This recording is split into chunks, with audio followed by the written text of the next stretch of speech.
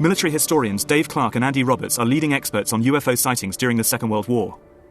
People were seeing tiny balls of light, not much bigger than a beach ball, say, to full-blown flying saucers in the style that we would appreciate today. First, the RAF and the Air Ministry were extremely concerned because they thought perhaps it was some form of German secret weapon. And it is known that the Nazis did have some quite novel varieties of anti-aircraft, such as Scarecrow and things of that nature, which threw huge metal bars around in the sky, which people saw. And that was designed to unnerve people as much as to damage aeroplanes.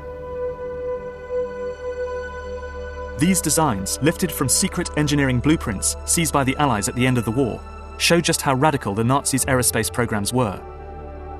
And it was plans like these that were unsettling the Allied forces.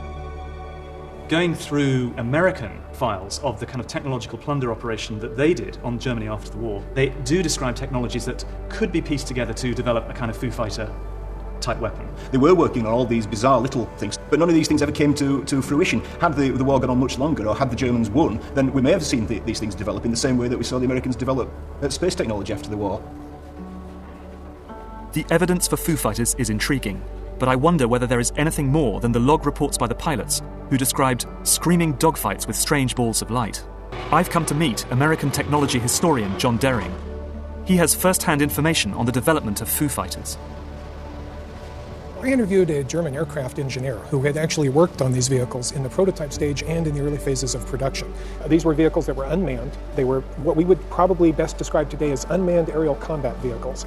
These were vehicles that were not just sent up for surveillance purposes, they actually had a purpose of remotely controlled to engage the Allied aircraft, the bombers in particular, by basically trying to apply a mechanism that was not necessarily a catastrophic destructive effect, such as blowing the Foo Fighter up and taking the aircraft down. This was intended to be something that could be reused multiple times. There's plenty of anecdotal evidence that Allied aircrewmen saw these things over Germany, but what about hard evidence on the ground that this technology was actually pursued by the Germans? One of the reports that I have seen and looked over was in reference to a project in the Black Forest that involved a small vehicle that was specifically intended to be an interceptor for advanced air defense against Allied bombers. Now that document actually came from a U.S. intelligence officer, and so I have pretty high certainty that that was real.